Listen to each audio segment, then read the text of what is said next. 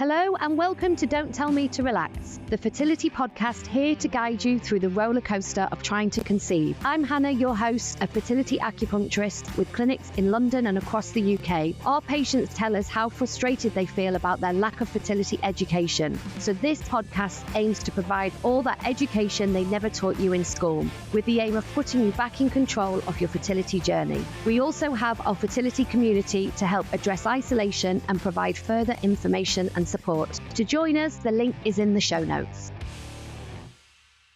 Hello, are you an acupuncturist with a keen interest in food? Join our Chinese Medicine Nutrition Diploma, an online course delivered 2 hours per week over 30 weeks, which starts this October. Enhance your clinical outcomes with contemporary nutrition perspectives and practical knowledge of East Asian food traditions. Learn from a team of experts covering topics from gut health to fertility, medicinal mushrooms to fermentation, food for cognitive health, and so much more. Check out the courses page on our website, thepractitionerhub.co.uk, for more. Hello and welcome, and today we are going to be talking all about periods and what a period is, what a good period looks like, what your period can tell you about your health and about your fertility. So let's get stuck right in, Katie, and let's start with, tell me, what is a period? It's a great question, really. It is, isn't it? It is, and also just that thing of like, what's a period versus a menstrual cycle? Yes. So like your period is when you are bleeding, and your menstrual cycle, which we often refer to it, like people often confuse like cycle and period, but like the cycle is from like one period to the next, but your period are the days that you are bleeding. So it marks the start of one new menstrual cycle when the lining of the womb is shedding. So you haven't become pregnant in the previous cycle, progesterone's dropped, and then that lining is being shed. So yes. A true menstrual period like follows ovulation. We'll get into all of the nitty gritty of ovulation in another episode. But for it to be a proper period, you've ovulated about 12 to 14 days before, and then that lining's being shed. And what's really interesting that I didn't know for many years is that a period is a direct result of ovulation, and you cannot have a period without ovulating. Yeah, when we talk about when you're having a period, and why we're putting so much emphasis on the word period is often people refer to, like, say you're on the pill and you have a bleed between like pill packs or something. That's not actually a period, because as Hannah said, a period is a direct result of ovulation. When we ovulate, our body then starts to make progesterone. Progesterone thickens that lining of the womb. And then if you've not conceived in that menstrual cycle, progesterone drops, and then you get a true menstrual period. So what we're referring to is that period that is after ovulation versus a bleed as a result of the pill, which we would call a withdrawal bleed. The same with if you have a cycle where you don't actually ovulate. So that's called an ovulatory cycle, and you still have a bleed, but it's not a true period. So with anovulatory cycles, it's almost as if the lining of the uterus has filled up, and then you don't ovulate. Progesterone has that kind of, what's the word? Holding. Yeah, I was going to say like securing, but yeah, that like stabilizing was the word I was looking for. But yes, holding effect on the lining. And if you don't ovulate, you don't have that. So it's then like the uterus fills and then it has to spill. That's how someone described it to me once. I was like, that makes sense. So true menstrual period is result of ovulation. Any other type of bleeding where ovulation hasn't occurred is a withdrawal bleed. Okay, great. Thanks for clearing that up, because it does cause confusion, doesn't it? Like, sure. I thought when I was on the pill for years and thought whenever I was bleeding, I was having a period. I had no idea that it was actually different, because I had no idea what I was doing at that time of my life. So, I mean, it's fair enough, because that's what you get told. You go to the GP if I want to regulate my cycle. Go on the pill, you'll have a regular period. And it's like, you'll have a regular bleed, but you will not be having a period or a menstrual cycle. So, Hannah, yes, should a good period look like? What are the kind of things that we want to be paying attention for? Yeah, it's a good question, because there is, periods are so associated with not good things, aren't they? We sort of, they're in the box of like things to be endured. I mean, the very fact that it's been called the curse, really kind of does not put it in a good light. But actually, a period can be a really good, and it should be a good thing, and it shouldn't cause any major problems that interfere with your day-to-day life. So I always say that a good period really should last between 3 to 5 to 6 days, and we're going to give like information out here, but we also are going to caveat it with everybody is different, and we are all individual. And sometimes when I work with people, sometimes people have maybe they have like 2 or 3 day periods, and you could sort of say maybe that's a bit on the light side, but that's how it's always been for them, and it'll be before they went on the pill, when they were teenagers. That's just the way that it is, and sometimes that is completely okay. But sometimes it's good to have like a sort of guideline so that you know what is not usual, so you can do something about it. So yeah, we say about 3 to 5 to 6 days for bleeding. We say that the bleeding should not be too heavy and it should not be too light. And when we say light, what we mean by that is like anything less than kind of 2 days, anything that's kind of like not got a good flow to it, that's not filling up whatever sanitary wear you're using, that is kind of a bit stop-starty, maybe a bit pinky, that would indicate a bit too light. And obviously a bit too heavy or flooding is where you go through your sanitary wear within minutes sometimes for people. So if you find that you're having to double up, or that you're going through your sanitary wear too quickly, then this is a signal that it's too heavy. So we don't want that. We want it a nice bright red colour, so like tomato ketchup, I would say. Would you think tomato ketchup is a good? Yeah, it's hard, isn't it? But I think again that can be different for different people, but ultimately like a full red. Yeah.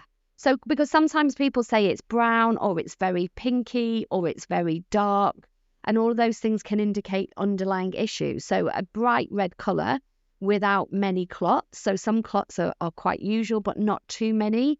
Is what we're also looking for, and we're looking for minimal pain. So again, I think it's often assumed that periods are painful, and actually they shouldn't be.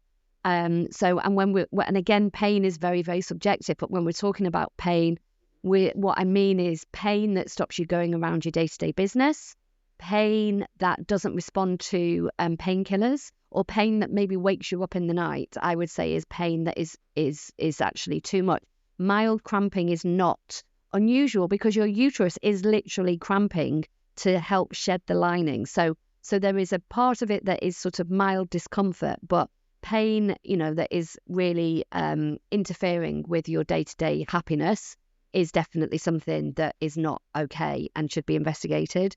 The other thing as well is that we've not talked about is spotting before your period. So if you notice that a day of spotting, I would say, is probably normal and is okay. But if you notice that you're spotting for more than 2, 3, 4, 5, I have somebody who spots for 7 days before their period comes, this is not okay, and it could be interfering with your fertility. So spotting before your period, spotting after your period, I sort of feel like that's less of a concern. What do you think, Katie?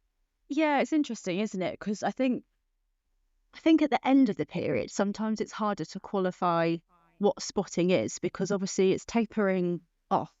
Yeah. So there's going to be an element of like there's less blood. I guess the problem is where it's like if it's sort of continuous, or you're having many days of it, is where it's kind of like you have to raise a question about why is the period kind of not flowing in a more kind of consistent way, perhaps. Yes. Yeah, I agree.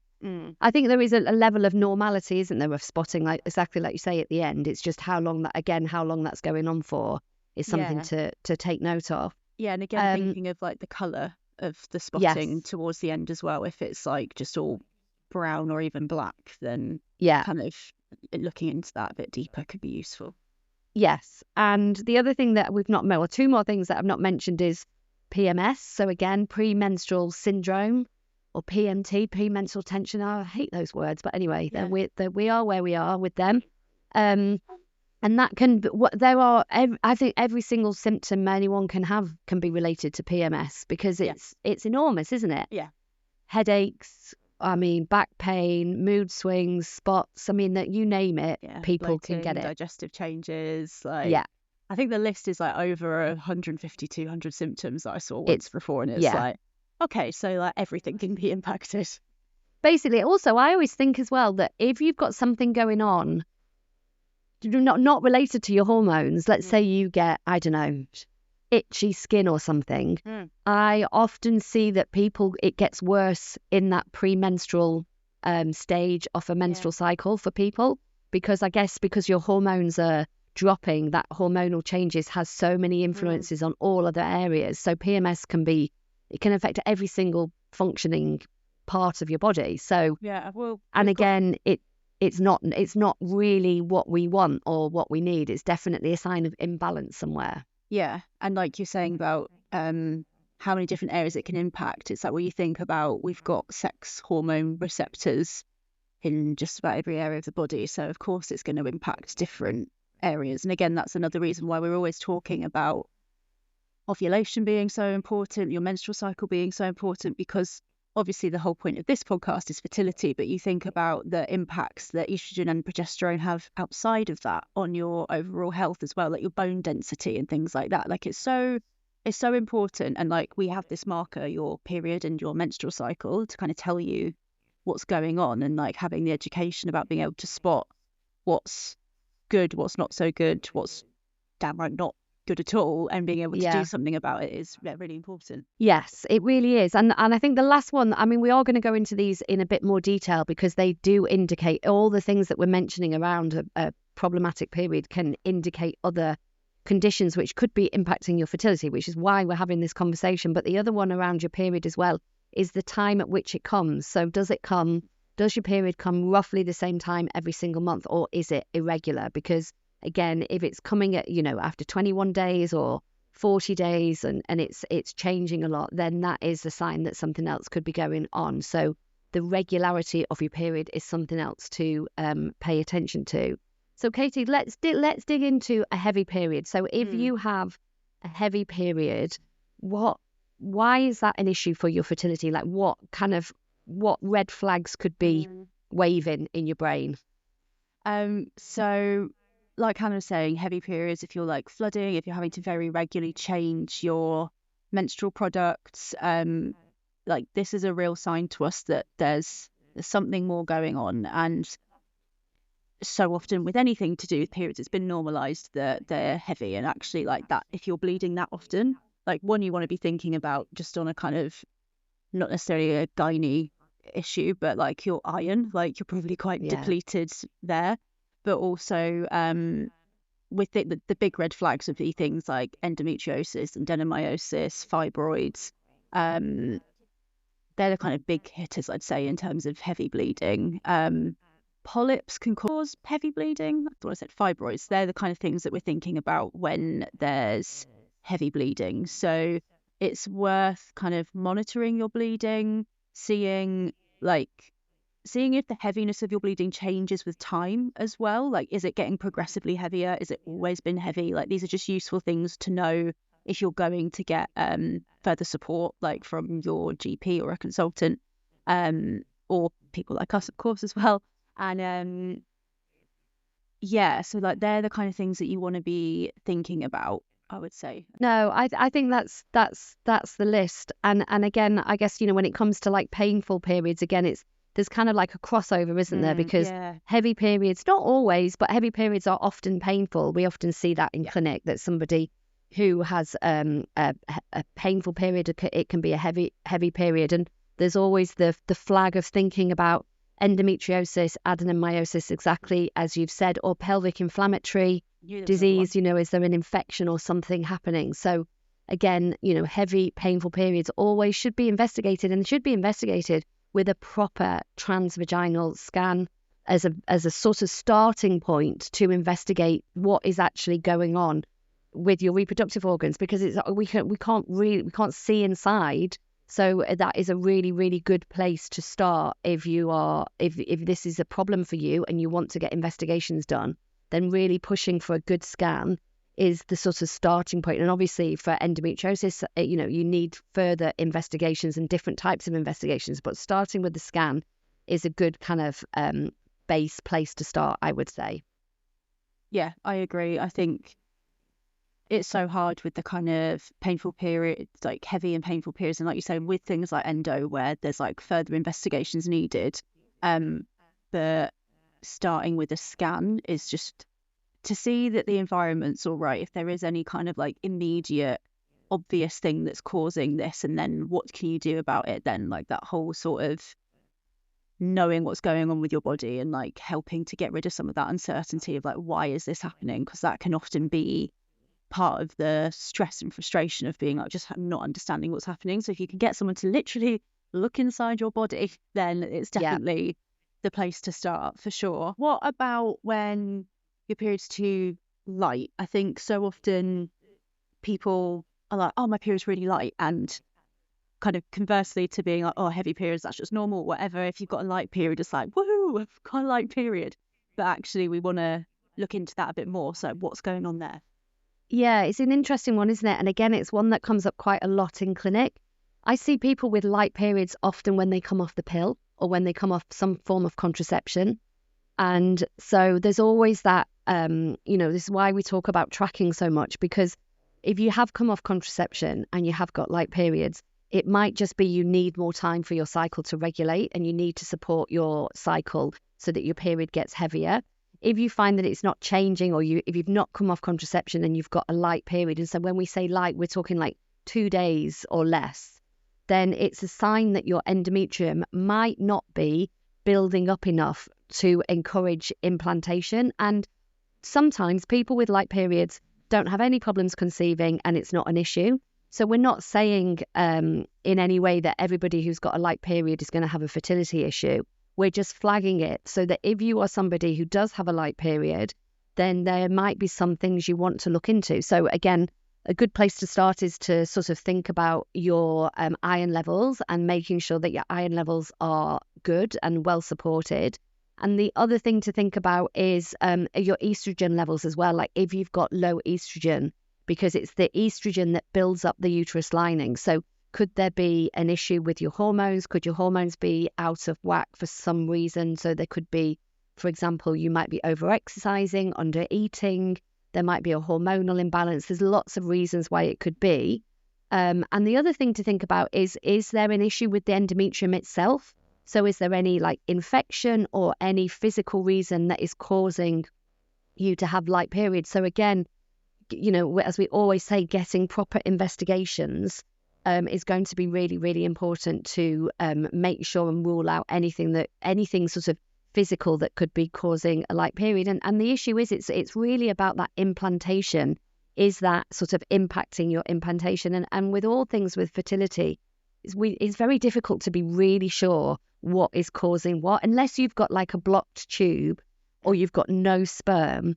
A lot of fertility is about finding issues where we can improve them to optimize your fertility, as opposed to saying the reason you're not conceiving is because you've got a light period. Well, that might be one of the reasons, but it's part of like a bigger picture, because there's often a few factors at play that means that you're not infertile.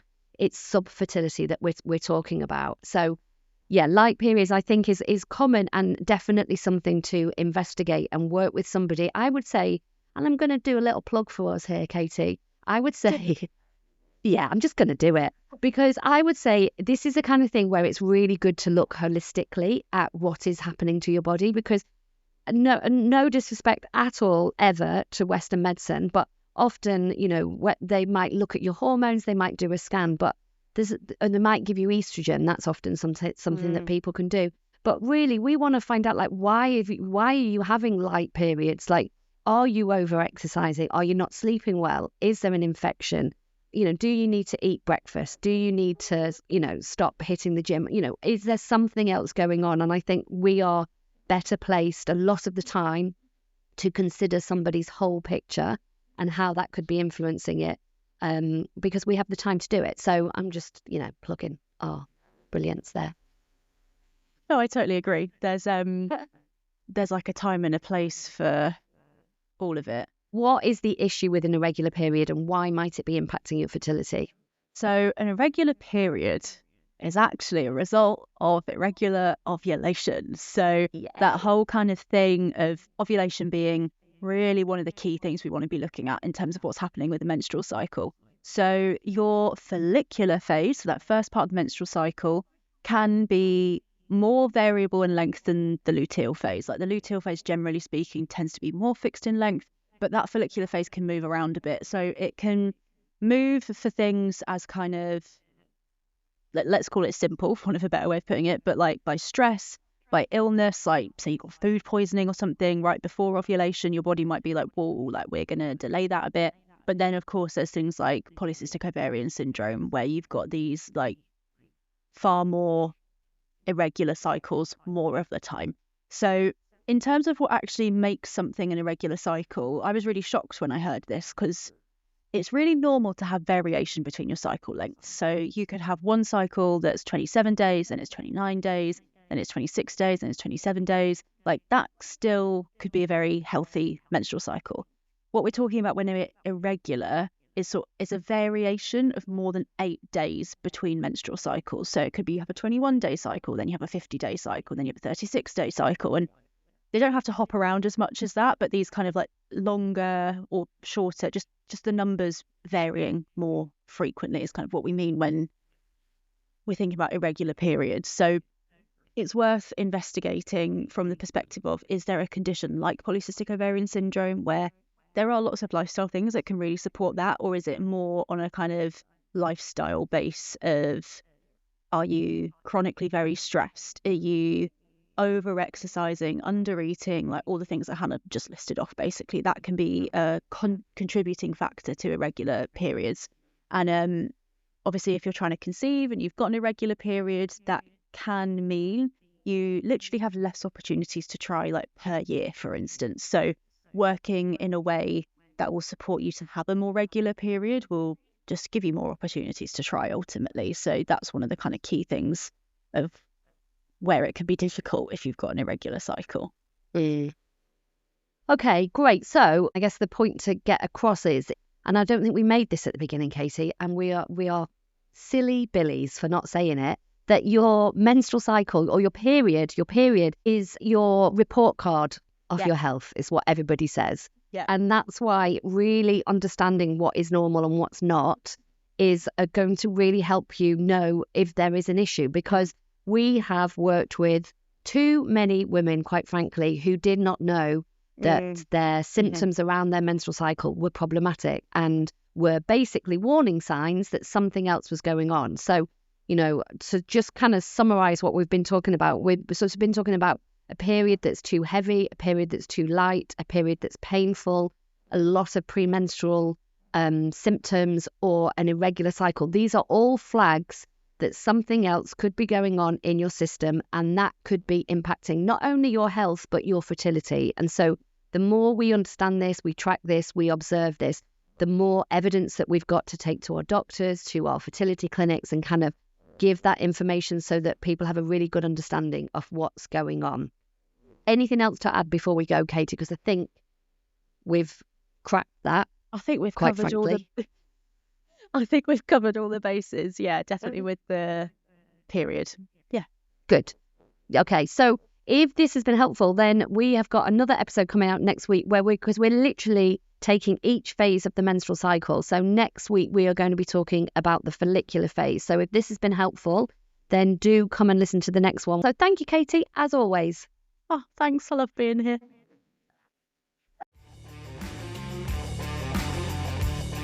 We hope you have found this episode helpful. If you'd like to leave us a review, we would love you to bits. And if you'd like more support for your fertility, you can come and work with us in clinic. We're based in London and around the UK, or you can work with us online. For more information, see the link at the end of the show.